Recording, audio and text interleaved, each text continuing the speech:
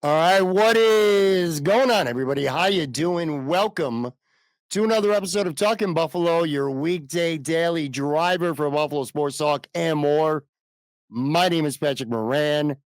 Thank you to everyone out there, as always, for watching, for listening, for following, for subscribing. I appreciate you guys very, very, very much. Today's episode is sponsored by Sunny Reds. 1531 Abbott Road, sunny Lackawanna, just 5 minutes or so away from Highmark Stadium. Some of the best wings. By the way, wing night, Wednesdays, 50-cent wings.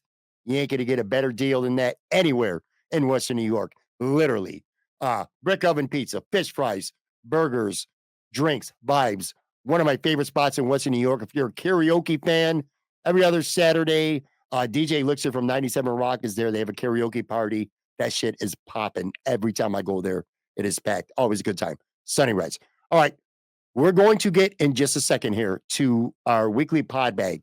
This is the episode where you, the listener, you control the narrative, your questions, your comments, your takes. I get to them. I read them. I reply to all of them, get into some discussions. This is a heavy, as usual, Buffalo Bills related podcast. Gonna get to that in just a second. One of the big things, too, I'll say that we're going to talk about a question that I was posed. I'm going to frame it the right way. 3 things that the Buffalo Bills could end up doing soon that will surprise a lot of fans. So that's going to be the primary question. And then we got a bunch of other complimentary ones as well. I'm going to get to that in just a second. Before that, though, stick with me here for a second. All right. I want to explain to you, the listener of this show, the lengths, the ridiculous lengths, a lot of people would say stupid lengths, that I am going to right now to try and give you the best quality audio humanly possible for this show. If you are a regular watcher, at least, of the show, not necessarily listener on the audio side, but if you watch this show regularly on YouTube, especially over the past few days, it has been littered with audio issues on the YouTube side. There's no way usually of me knowing how bad it is until it's done. And to say it has been frustrating for me is the understatement of the century, quite literally. I am an audio guy, man. I'm a tech dude.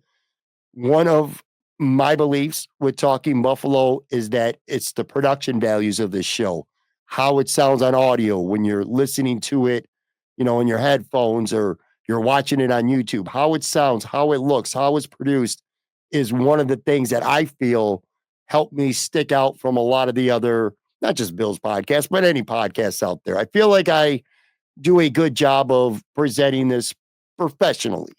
Anyway, the audio has sucked balls and has been frustrating. I know what it is. I can't figure out how to prevent it. There's been this static sound.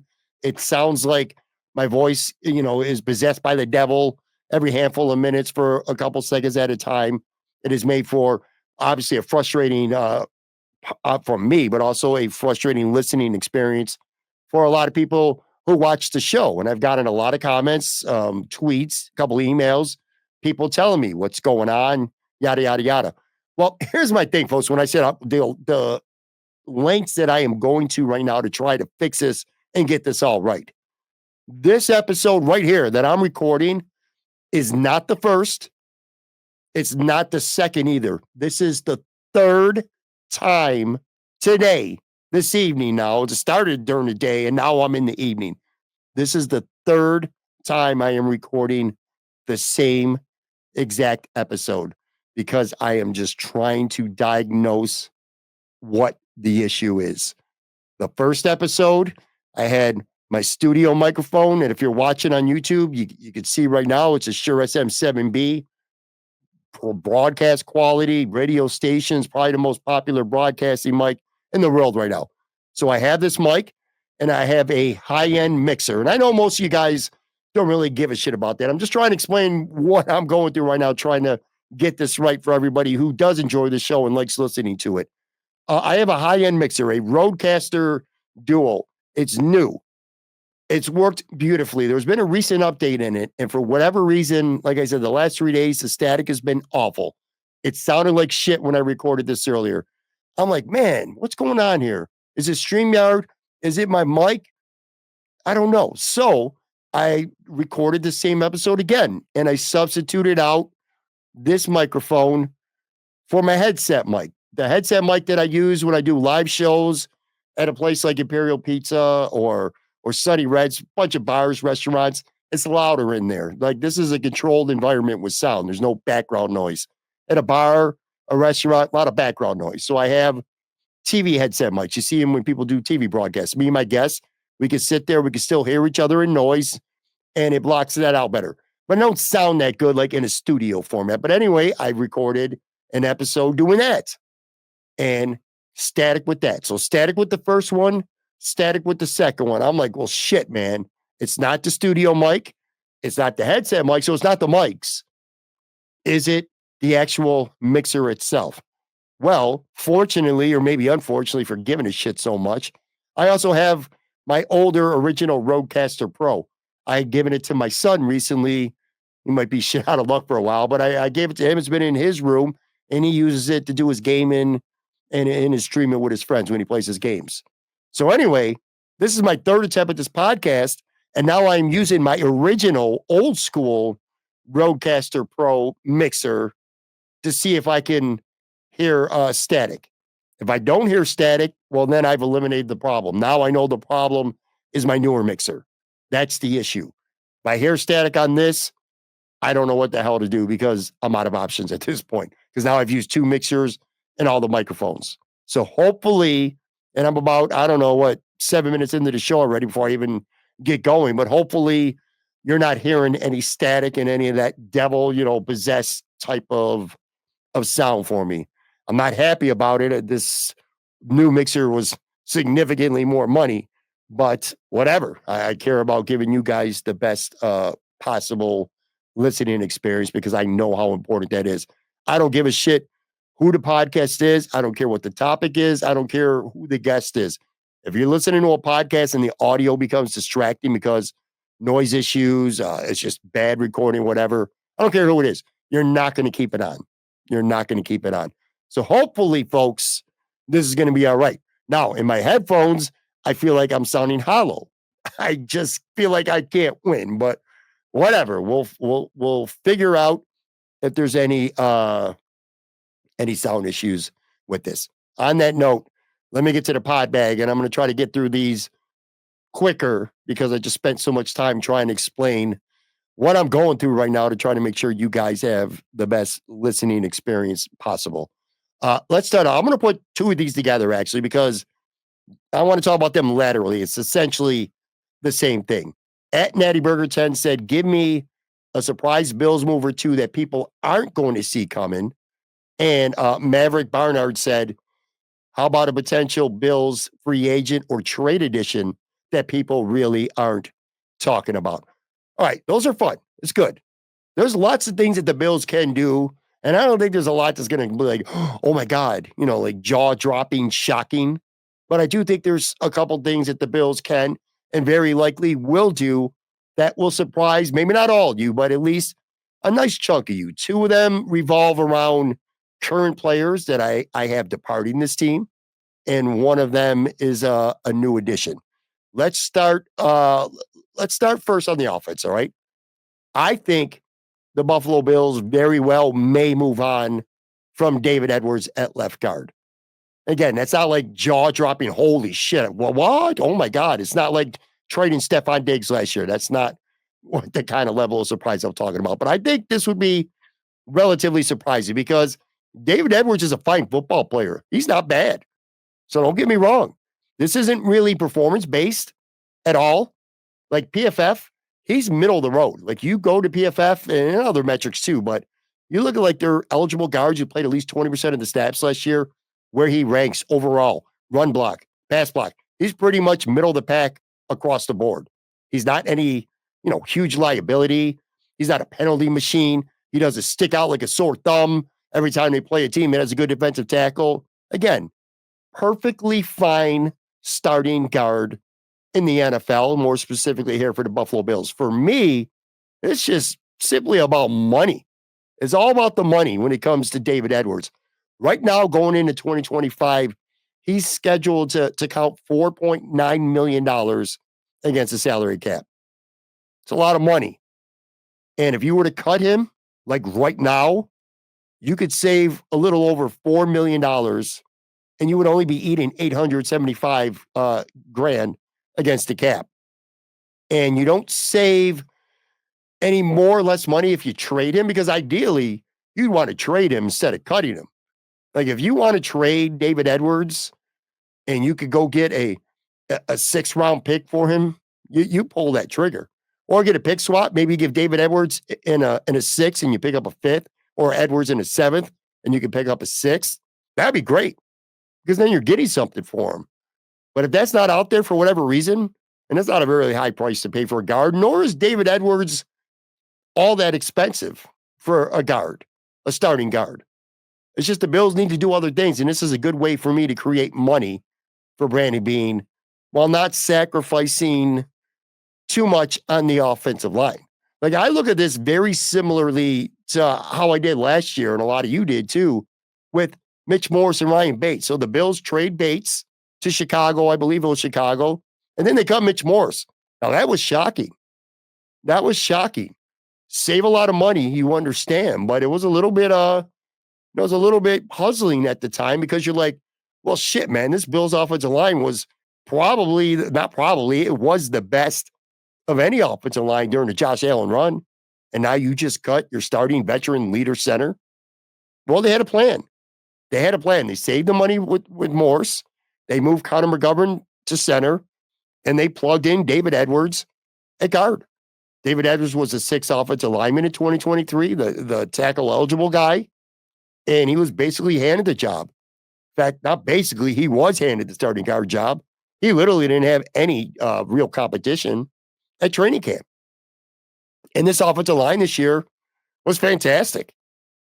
Eric Homer's a great coach. They had a lot of confidence. They could move Connor to center and put Edwards in at guard, who's had starting experience with the Rams, and they're going to be fine. And they were.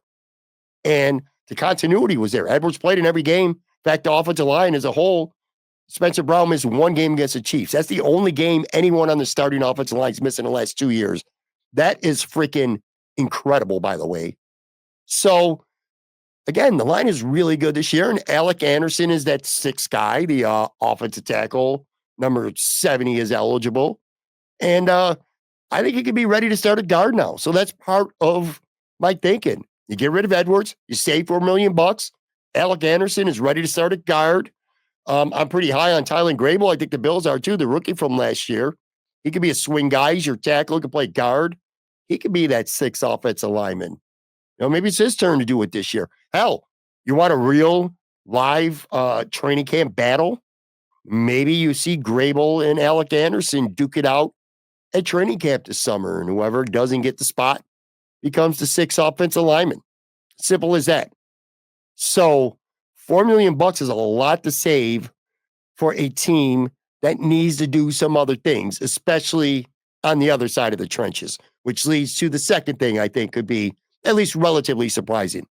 I think the Buffalo Bills could, should, and will cut DaQuan Jones soon. Not your traditional cut. Like they cut him, but it's not going to be like the money. You don't see the money now. Like cutting him right now, tomorrow, DaQuan Jones, you're eating $7.6 million of dead cap, and you're saving just 1.7. Like the math ain't math in there. That's not a good allocation of your resources at all.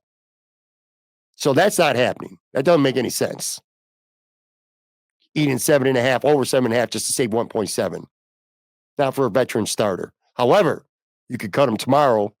I'm using tomorrow hypothetically. I'm not saying the Bills are going to cut anyone tomorrow.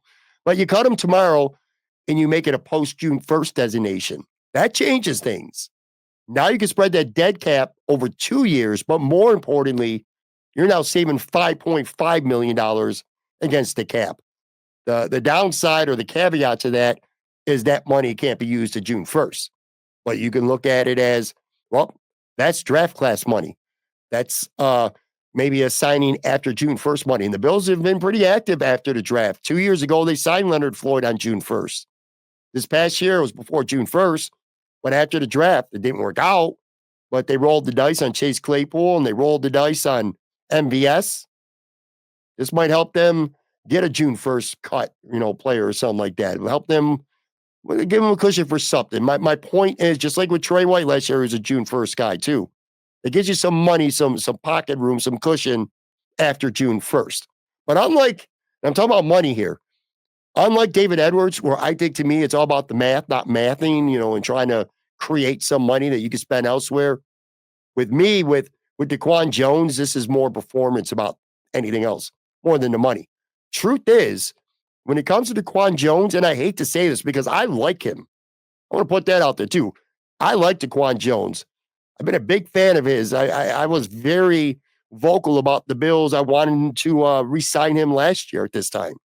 But the reality is he tore that pec a month into 2023, and he came back late in 2023, and he was very average at best.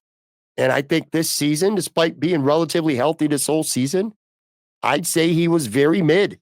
And I hate using that word mid. It's so corny. But I feel like it fits here. He was very mid. He was just another guy. Average, mediocre. You get it. You look at PFF. It shows that, he was in some areas he was okay. Like overall, he was 45th out of 146 among tackles, but he was 83rd against the run. That's not great. He still got some juice left when it comes to being able to pressure the quarterback as a one-tech defensive tackle. He had a 10.0 pass rush win rate, which is not bad, but it doesn't make up for a lot of his other shortcomings. None so more than he's a shitty tackler. He is a lousy, one of the worst tacklers at his position in the NFL. PFF has him 143rd out of 146. So that means fourth from the bottom, a 27.3 PFF grade tackle for this season. He don't make tackles. He's not getting off blocks. Doesn't feel like he's holding up a lot. He's not filling up gaps. He's just, he doesn't seem like he's the same player that he was a year and a half ago. That's kind of what I'm getting at right now. And I don't think he's going to get better. He's 33 years old now. Is he going to get better? I think they need somebody who's not just better at his position, what he does, somebody who can make a bigger impact, A, in the running game, B, shutting up gaps, getting after the quarterback a little bit better, tackling, things like that. But they also need somebody who's also going to be next to Ed Oliver and make Ed Oliver a little bit better. And I don't think that was the case anymore with DaQuan Jones. The trenches of the defense of the Bills needs to be better. I think he's for the most part, honestly, DaQuan, again, I said it, just another guy, kind of a non-factor at this stage of his career. And I only see that getting worse, not better. And I admit it, a year or so ago, I was really high on his re-signing. I was pumped about it because my mindset was the first month of 2023, DaQuan Jones was a beast. I thought Josh Allen was the MVP after the Miami game, the first 4 games in 2023. I'm like, DaQuan Jones might be second. This dude was borderline unstoppable. He looked elite. Then he went to London and he tore the pec in the first quarter. He has not been the same player since. And I said, well, last year, re-sign him. He's a veteran. You don't need to, make too many big changes. Healthy offseason, get to camp healthy, and your boy's going to get back to the way he looked in 2023. Unfortunately, it just didn't happen. And I think the Bills need to do better there. And then the third thing, all right, so now you're cutting Edwards or trading Edwards, preferably trading him. You're cutting DaQuan Jones. Both of them, I think, would be relative surprise to Bills fans. Now you gotta land a big free agent. And I think that can and will happen. And the surprise that I have is everybody is assuming it's going to be an edge guy. And I'm not saying it won't, but you said the question was, tell me a free agent signing that people aren't going to see coming. So I'm going to give you a big one. A big one, like literally, as in physically, he's a big dude too. And that's BJ Hill from Cincinnati. He's a big boy. He's 6'3", 311. He's turning 30 years old, but he's still got some juice left in him. He's got a couple of years in him. He's three years younger than DaQuan Jones. He's had at least 50 tackles in each of his last 4 seasons. He's averaged 4 sacks during that span. Again, in my opinion, that is a significant upgrade than DaQuan Jones. I looked at the available list of unrestricted free agent defensive tackles. He's number one on the SB Nation list. He's number 4 on the PFF list. PFF projects him to get in a 2-year deal around 10 million or so per year. Spotrac had him at a little over 9 million. I could totally see Brandon Beane going to a guy like him and saying, you know what, we could give this guy 3 years, 30 million, and we can make it team friendly the first 2 years. So maybe we could get out of that deal after the 3rd year. You give him, 17, 18 million guaranteed. He's got a lot of money coming the first 2 years. You sign him. I think that's a fair, a friendly deal. Now, look, I know edge rusher is the rage right now, and understandably so, it should be. But I'd argue that a really sound defensive tackle tandem, you get somebody who's an upgrade over Daquan playing with Ed Oliver. I think that's huge, man. I mean, we saw with Philly, and I'm not saying you go get BJ Hill and you put him with Ed Oliver, that and bam, you're looking at, Jalen Carter and Milton Williams and Jordan Davis. That's not what I'm saying, but I think you see a significant improvement. And you did see what a dominant defensive tackle performance can do for a football team against Patrick Mahomes. I'd argue that the Bills are a lot thinner when it comes to talent at defensive tackle than they are edge. Definitely would argue that. Popular school of thought, drafting a defensive tackle. Well, you just go in the draft. I'm all for that too. Shit. I still would. Even if you sign BJ Hill, you got Ed Oliver, I would still draft a defensive tackle. Maybe as high as the first round, man. Certainly day 2. I mean, look at it this way. You got Ed Oliver, right? And then what? What do you got after Ed Oliver? Right now it's Daquan Jones. In my scenario, you cut him and you had a BJ Hill. But right now you got Ed Oliver. And then what? Dwayne Carter? Dwayne Carter's got a long way to go. We'll get to that in a second here. Jordan Phillips, Quentin Jefferson, Austin Johnson. They're all free agents. I don't care if any of them are back. None of them really matter. I mean, don't get me wrong. I'd like to have, Jordan Phillips would be a good 4th or 5th defensive tackle. Have him on the practice squad. He could come up. He knows what to do. He knows the assignment. He can come up if he has to. But this is a thin-ass position on this football team right now. They need help. I bet you Cincinnati, I know their defense as a whole sucked. On one gun, BJ Hill, I bet you they'd love to have him back. But, man, they got Jamar Chase to worry about, T. Higgins to worry about, Trey Hendrickson to worry about, other guys, and they lack pieces on their defense. They're probably not willing to pay a 30-year-old guy $10, $11 million. They want to go spend elsewhere. I would imagine so anyway. So the Bills could sign Hill, and here's the best part. You go get Hill, you give him 3 years, 30 million, whatever. Again, kind of a salad or a window dressing type lineup. That's not going to stop them and prevent them in any way, shape, or form from also going edge. And you save $4 million by getting rid of David Edwards. So that helps. Hell, that might be the first year cap hit for a guy like BG Hill, even if he's getting $10, $11 million a year over 3-4 years, whatever it may be. Now, I didn't include rusher here because I don't think there's anything the Bills could do in terms of an edge rusher that would really be surprising. Because we already talked about it. Whether it's trading for a Myles Garrett or Max Crosby or Micah Parsons, I still can't get over that being a possibility, and I don't believe that it is. Trey Hendrickson, these guys, we've already keep hearing about that. Or signing Khalil Mack as a free agent. We keep hearing about that already. It'd be awesome. I don't know how surprising it would be, though. See, I personally think the more likely route that they do is they go try to get a guy like Hassan Reddick or Malcolm Kuntz if the price is right, whether they keep Von Miller or not, which to me, that's a mystery in itself. But again, not really surprising. It wouldn't surprise me if they get Von Miller to take a pay cut and be the 4th or 5th defensive end. It wouldn't surprise me if they move on from him. I'd bet the latter, but I would be surprised one way or the other. But anyway, that's another discussion for another time. Anyway, that's my 3 bigger Bills surprises that, some people will be like, wow, I didn't see that coming too much. David Edwards gone, Daquan Jones gone, and last but not least, like I said, you're going to sign a guy like BJ Hill. All right, quick break, come back. I'm going to run through a lot more of these.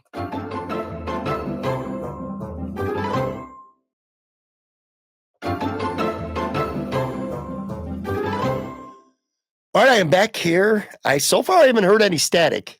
That's the good news. The bad news is I don't love the way I sound on this mic. It feels a little more hollow because of Maybe it's the Apex processing in my mixer. And again, I don't waste even more time getting nerdy.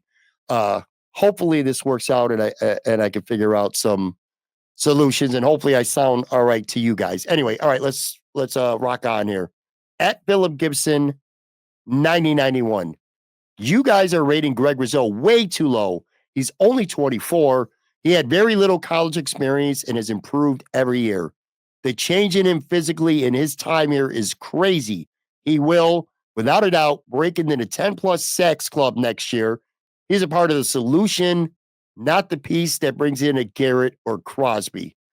All right, Phil, thank you very much for that. Phil, really nice dude, a regular watcher on YouTube of this show. Actually ran into him not too long ago at Store 716 in Depew. Shout out. That's a good store to go to. In fact, I think I might have gotten this Buffalo Braves hoodie from there. Anyway, Phil, super cool dude. It was really nice to meet him.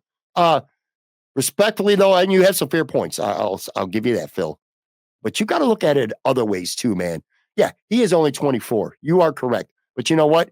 He's had 4 full seasons now in the NFL. To say without a doubt he'll break into the 10-plus sacks club that's kind of borderline crazy talk to me. I mean, I feel like we said that last season too. And he had 8 sacks this year. And he's never had higher in 4 years. He's had it twice. That's his career best right now. It very well could be that that's what he is. He's a guy who's going to get you somewhere between 6.5 to 9.5 sacks per season. And that's not the worst shit. Don't get me wrong. I mean, Greg Rizzo often was fantastic this past year. Well-rounded, stout versus the run, made some big plays, did a lot of good things. He was AFC Defensive Player of the Week for one of his performances this season. So your boy could ball. I'm not saying he can't. He was their best defensive lineman, probably their most consistent defender on this entire defense this past year, maybe after Christian Benford. But here's the thing, and I can't get past this, and I don't want to, and I won't. He face planted when the team needed him most. He face planted in that AFC Championship game at Arrowhead. Straight up. He wasn't just a non-factor. Like I said, DaQuan Jones non-factor. Well, given what he's supposed to be, Greg Rizzo was worse than a non-factor. He was literally awful. I mean, how many times did he get caught inside pinched instead of keeping containment? How many times did that hurt them? I counted at least 4, including a touchdown and another big play. How many tackles did he have in that game? How many pressures? How many sacks? Nada. Nothing.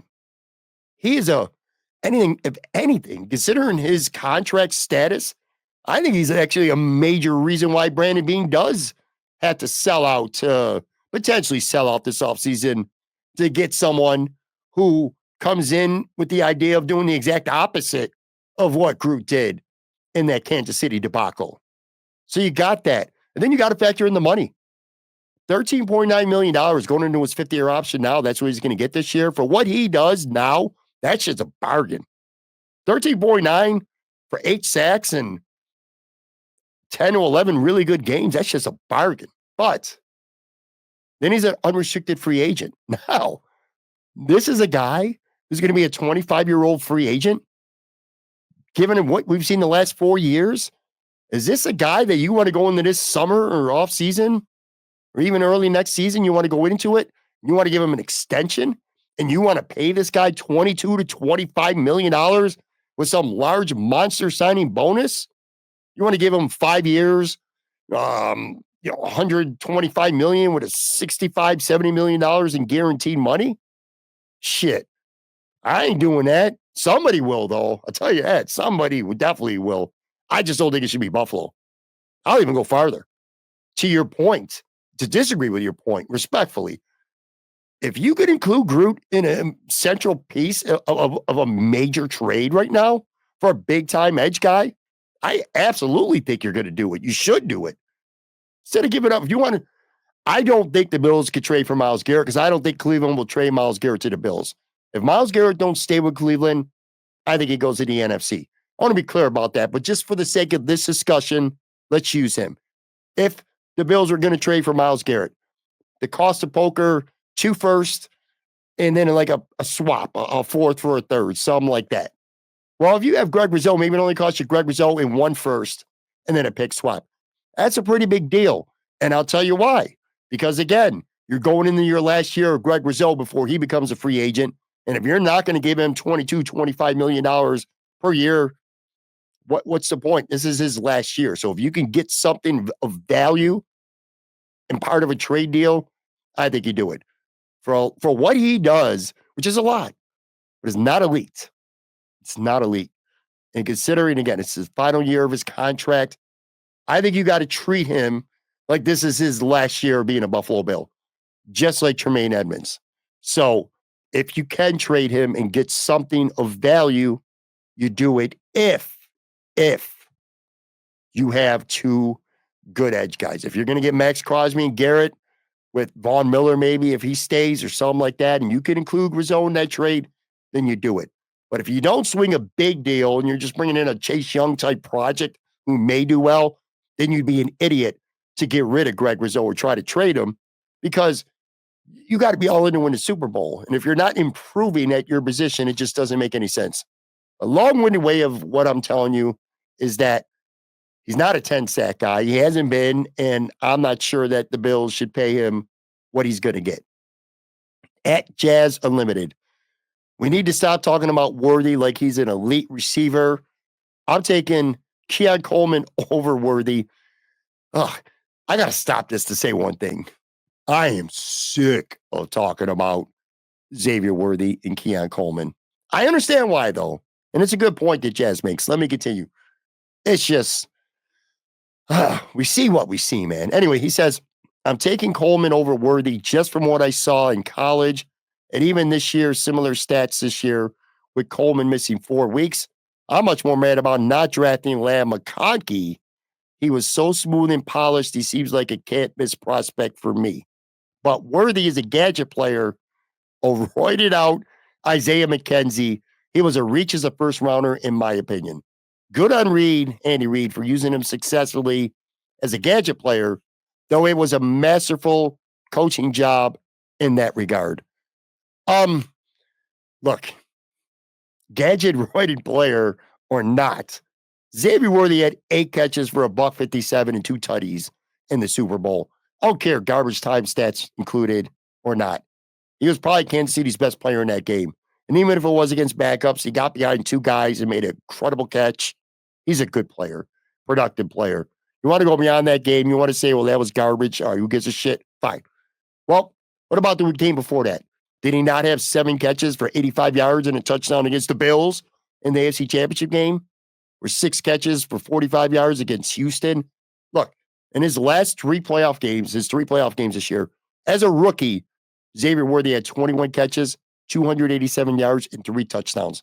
That's 7 catches for almost 90 yards a game and a touchdown a game in 3 playoff games. Meanwhile, Keon Coleman, 3 catches for 22 yards in all 3 playoff games combined. Xavier Worthy had at least 5 catches in all 5 of his last regular season games going into the playoffs. Didn't play week 18 in that meaningless game. 5 games before that where he played, he had at least 5 catches in all those games. Keon Coleman had more than 4 catches once the entire season, including the playoffs. He had 5 catches in Seattle. Season high. Besides that, once did he have 4 catches the entire season, and I'm including the playoffs. By every single metric, Xavier Worthy was not just better, but incredibly better. Not sure how you could say you would take Keon Coleman first based on what you've seen. And the similar stats, I mean, come on. In terms of Andy Reid, look, Andy Reid deserves credit. Andy Reid is one of the greatest offensive minds in the history of football. No question about that. But with all due respect, it feels almost by just passing the credit on to Andy Reid and calling him a roided out Isaiah McKenzie, it feels like, it's like you hated on my guy, Xavier Worthy. He's not really my guy. I'm just saying. He's not a bum, all right? Let's be clear about that. He can turn things around. Absolutely, he can. But he's got to show you that, man. He's got to show you a lot more. We're seeing it already from Worthy. And your assumption is Keon Coleman's going to improve, and that's a fair assumption. You should think that. What do you think, Xavier Worthy's already peaked? You don't think Xavier Worthy, a year in the NFL, a year of knowing how things work, being in that system, having Patrick Mahomes, an offseason that's, will get bigger and stronger, I would assume. You don't think Xavier Worthy is going to improve as well? Nah. God, it's when it comes to Xavier Worthy, and I understand, we said it right after the draft. This is going to go on for years, and I get it because the Bills could have had him and didn't take him. And look, Jazz, we might have a conversation 2 years from now where it's like, oh my God, thank God the Bills stuck with Keon Coleman instead of Xavier Worthy. Xavier Worthy flashed early on, couldn't stay on the field, kept getting hurt, and now look at Keon Coleman. He's a 1,000-yard receiver, 11 touchdowns. He's a beast. Could happen. But right now, not even close. At Swin10 says, you definitely should sell high on James Cook right now. I really don't know respectfully how selling high on him right now is even possible because he's already established himself as a top 5 to 10 running back in the NFL. Selling high on somebody is trading him for something good before people even, realize that he's not good. That's selling high. I think you'd be selling low right now if you were to trade James Cook, quite frankly. Look, Ray Davis is good. I know a lot of people are talking about that. I like Ray Davis. Let's not get this twisted, but he ain't James Cook. Let's just put it out there. He ain't James Cook. Ray Davis does some things really well. He runs between tackles. He's tough as nails. He can pass block. He can catch the ball out of the backfield. He had a great game. When he was called on to be the starter against the Jets, he was awesome. He had 152 yards of scrimmage. Your boy can play. I like him, but he ain't James Cook. He don't have the vision that James Cook has. James Cook hits a hole hard when he needs to. He's patient. He waits for his blocks when he needs to. Your boy knows the first down marker. He sure as shit knows where the end zone is. 16 times he ran for a touchdown, tied a franchise record. All that stuff, one fumble, and here's the best part. He runs between those tackles. He sees something on the outside or he sees a gap, he sees a hole. Bam, he's a home run hitter. He's a chain mover, a touchdown maker, and he's a home run hitter all in one. Ray Davis ain't him, man. He's just not. And why do you want to trade James Cook anyway right now? Aren't you trying to win this year? Are you going to be better if you trade James Cook in the backfield? I really don't think so. What are you going to do? Use a first-round pick on a running back or even a second-round pick on the running back? Don't make any sense. You already got a great running back. Very good to great running back right now. You want that first-round pick? You want to solidify corner or defensive tackle or offensive tackle and take a running back? What are we doing here? And I doubt any rookie equals what Cook's doing right now anyway. If you trade James Cook right now, you're going to be lucky to get at best, a late day 2 pick, like a late 3rd round pick. At best, I feel like. More than likely, you get a 4th and something else later, like a 6th or something like that. It's going to be easy to trade him. Even if the Bills, even if Brandon Beane says, you know what, I want to trade James Cook, we ain't going to get shit done. I already know where this is going. I may as well trade him right now and get something for him. Let's just say Brandon Beane wakes up tomorrow and that's what he says. Ain't going to be that easy to trade him and get anything of value for him. You said sell high. I say they'd be selling low for that reason. The acquiring team not only has to give James Cook, or the Bills, I should say, some draft compensation, but they got to worry about getting an extension for James Cook. Nobody's going to give anything of value for a guy who's going in his last year of his contract without an extension. So you're going to have to cough up money. You're going to make it a big financial commitment to trade for Cook. That's probably going to lessen what you're going to give up in terms of draft compensation. So I don't buy that. For me, best case for the Bills, best case, unlikely. I don't think this happens, to be clear, but he's, like I talked about with Groot, maybe he's a piece of that big trade. Maybe he brings you Myles Garrett from Cleveland or Max Crosby for the Raiders, which I will say, if you're trying to trade for Max Crosby, man, James Cook looks like he'd be a great fit with the Raiders, right? So anyway, that scenario, sure, because you don't think you're going to keep him long-term anyway. And again, like I said with Greg Rizzo, it lessens what you got to give up in terms of draft comp, and you get $5 million, whatever it is, off the cap. Then you trade James Cook as part of a deal, sure. But I don't think that's happening. I said best case, but I don't think that's happening. I think the smartest and most realistic thing for the Bills to do is you work on something with James Cook and you hope that you guys can come together. You kind of give each other what you both want. James Cook wants to get $15 million a year. We'll give it to him. You're like, what? Yeah, give him 4 years, $60 million. And you know what? In reality, you get, I don't know, 19 million, 21 million or whatever. Essentially becomes a 2-year deal. You know how those contracts work. You add some void years. You do what you got to do to give him his W, his agent a W, but also have a team-friendly contract that 2-3 years from now, you can either easily kick the can down the road or you just cut him and get out for him. Brandon Beane, if he does one thing great, he does a lot of things good, but if he does one thing really good, it's he structures contracts that the Bills have opportunities to get out from early.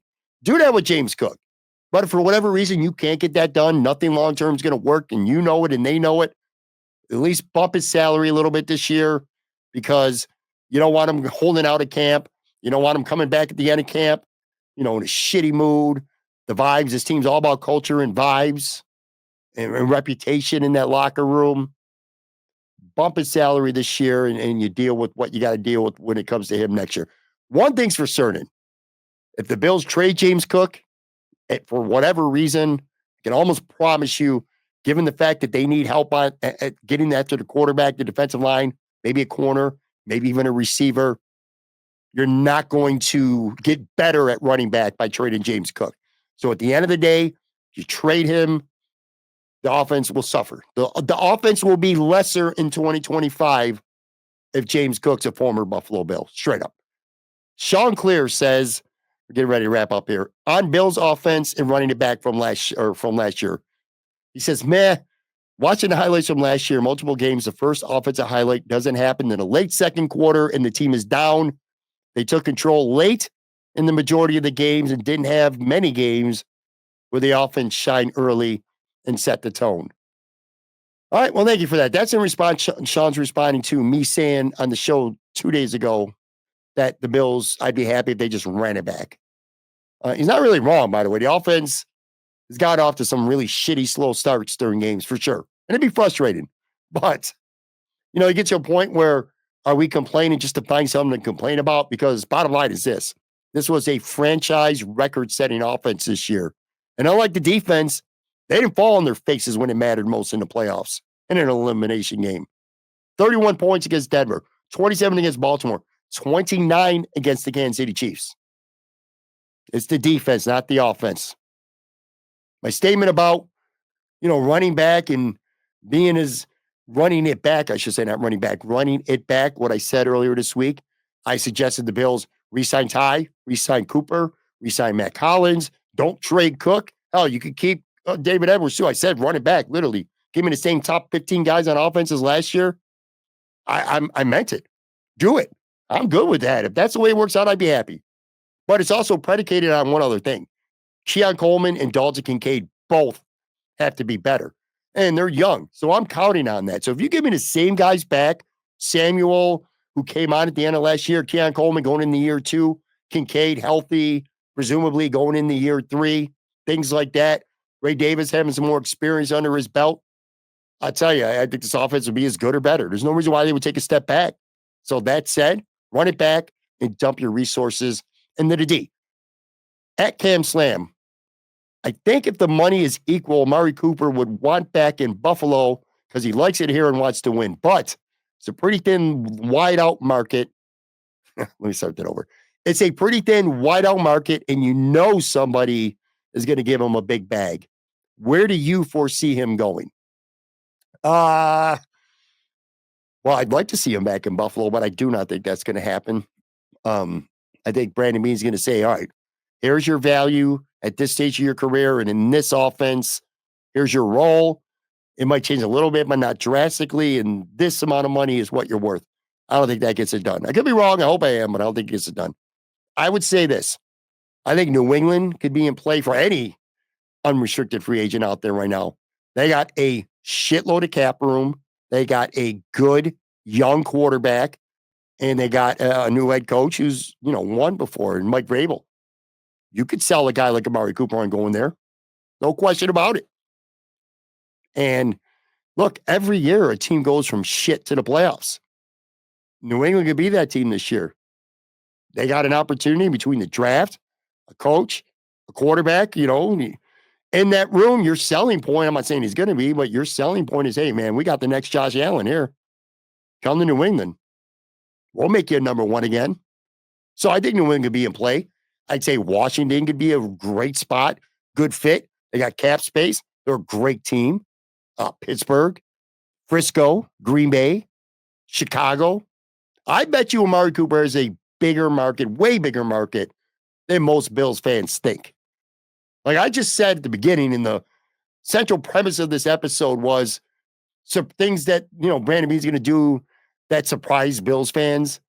Well, Brandon Beane wouldn't really be doing this, the league would, but one thing I think is going to surprise Bills fans is I think Amari Cooper is going to get a bigger deal than a lot of people think. And when he gets paid, people are going to be like, wow, man, I'm glad the Bills didn't pay that.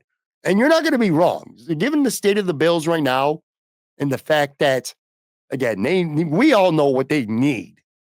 So not overpaying Amari Cooper would make sense. That it makes a lot of sense. But you're still going to be like, holy shit, your boy got paid. All right, two more here. Bills are electric. I am worried about the outlook for Keon Coleman, Cole Bishop, and Dwayne Carter. Those were our first three picks. Carter looks like the least likely to succeed at the moment. Let's hope it clicks for at least two of these three draft picks. All right, thank you for that. Look, you should be worried. Straight up, you should be worried because none of them were that good. None of them. Keon Coleman had flashes early in the season, a couple big plays. He looked great against Seattle, but then he got hurt against Miami. He came back and he stunk. He stunk down the stretch. And Brandon Beane more or less kind of called him out. He didn't come back. He wasn't the same player after his injury. So was his injury way worse than we all thought? Does he struggle to come back after he gets hurt? Is that going to be an issue going forward? I don't know. But it's worrisome. 100%. Cole Bishop got torched in Houston in week 5. I still remember that. So going into the summer, it felt like him or Mike Edwards and DeMar were going to have this three-way for the starting job. Well, Cole got hurt early. As we know now, Mike Edwards just didn't give a shit and whatever. And DeMar Hamlin won the job, I guess, by default. Anyway, Taylor Rapp gets hurt and Cole Bishop starts, and he was horrific in that game. Understandably so, a rookie in his first start on the road. Fine. Comes back, plays later in the season after Rapp and Hamlin both get injured, and I thought he was pedestrian. I didn't think he was awful, but I also, like in that Chiefs game, there were guys that stuck out in a bad way a hell of a lot more than Cole Bishop. I said Greg Rizzo already. Damar Hamlin was brutal. Kyrie Elam, I mean, come on, what are we doing? We already know. Cole Bishop wasn't like on that level bad. It wasn't good either. I'll tell you, I was a little surprised. Tyler Dunn has his podcast Go Long, and Jim Manos is his frequent guest. And he minks no words with Cole Bishop. Actually took me back when I listened to it. He said Cole Bishop, he thinks Cole Bishop's just terrible. In fact, he said he reminds him of a linebacker. He didn't say he's terrible now, but I see a lot of potential for him in growth. No, he just said he's terrible. And that he's basically a linebacker. I don't know. I'm a little bit wary. I'll say this, though. He's a second-round pick. He's going to have an opportunity for sure. He should have an opportunity for sure next year. Put it this way. Taylor Rapp comes back. He starts. Cole Bishop going in the year 2. Damar Hamlin's a free agent. If the Bills decide to re-sign Damar Hamlin and Cole Bishop cannot go into camp and clearly beat out Damar Hamlin, then you had an awful, awful second-round pick. Simple as that. Simple as that. Worrisome, but we'll see. As for Dwayne Carter, look, I'm a big fan of Joe Marino, very well known, Locked On Bills. I think when it comes to just podcasting, when his knowledge of the team, and especially prospects because of his scouting career, I think Joe's as good or better than anybody who covers his team. And I remember vividly him being, we'll say, not high on Dwayne Carter coming into this draft last year. And you can see why. I mean, it don't take a Joe Marino to see that Dwayne Carter was very bad this year. And he also had another injury too, a wrist injury. But still, even before that or after that, I'll tell you, he would have been a 6th, 7th round pick. To me, he was a barely rosterable worthy player on this team this year. He had a promising game against Houston, and that's it. That's it. That's it. It would be being inactive too in the playoffs. I mean, come on. You're a third round pick, and you always will be, whether it's fair or not, the guy, along with Keon Coleman, who was traded basically for Xavier Worthy. And you get to the playoffs and you're inactive. You can't even dress. You can't dress ahead of Quentin Jefferson or Austin Johnson or Jordan Phillips, and you're a third round pick. I think Brandon Beane would be making a big mistake, a disservice to his roster if he doesn't keep hammering this position right now in the draft. Like, you can't sit there because he's your third round pick and you desperately want him to become something, and you cannot say, well, there's a really good defensive tackle I like on the board, a 3-tech guy just like Dwayne, and he's here in the second round, and he's really good. I like him, but we already invested last year in Dwayne, so we're going to go somewhere else. Can't do that. You cannot assume that Carter is going to make that meaningful jump in year 2. I just don't see it. I hope I'm wrong. Last one here, at Buffalo Rome. Hey, Pat, just wanted to drop a note that I really enjoyed the show with Tim. It was the first time listening to your pod. I have always respected Tim's work and snark. Congrats on 7 years. Well, thank you very much. If you've been not around this week, the end of the podcast turned 7 years old 2 days ago on Tuesday. And to celebrate it, I had Tim Graham on with me. Look, Tim is truly one of the best. And that's not me, with coach talk. I truly, legitimately mean that. He's been my go-to guy on this show for lots of things. Last year, we did MafiaCon live together. He's awesome, man. He's very honest, very candid, and a great storyteller, too. Now, he's one of the very few writers out there that's also a great vocal storyteller. Like, you could write well and tell great stories. But I know a lot of incredible writers, but they're not really comfortable either being on the radio or podcast. They don't really articulate what they write so well vocally. Tim is not that dude. Tim is a great conversationalist. It doesn't sound like it's that when you have a conversation with Tim, especially in a podcast format or something, it sounds like you guys are at the bar shooting the shit, having a conversation. Like I said, just a bunch of great stories, talking about TV, local media landscape changing, talking about him getting old. He said he's losing his fastball right now. It's closer to the end than the beginning. A lot of time spent talking about O.J. Simpson. Tim is like the only person in this world who sat down with O.J. for full-length story interviews on several occasions, actually. Some great stories, man. If you didn't listen or watch it, go check it out. Thank you very much for that. All right, we ran long, probably because I bitched about the mic at the beginning or the sound. Done with this. I'm pretty sure I didn't hear that static devil worshiping sound once this entire show. That's the good news. But again, first of all, I got a much more expensive mixer that I hope I can get figured out. Maybe there's an update or something that needs to be done with it. I don't know. There's a short in it. I have no idea. This mixer hopefully did its job. Hopefully this sounds okay.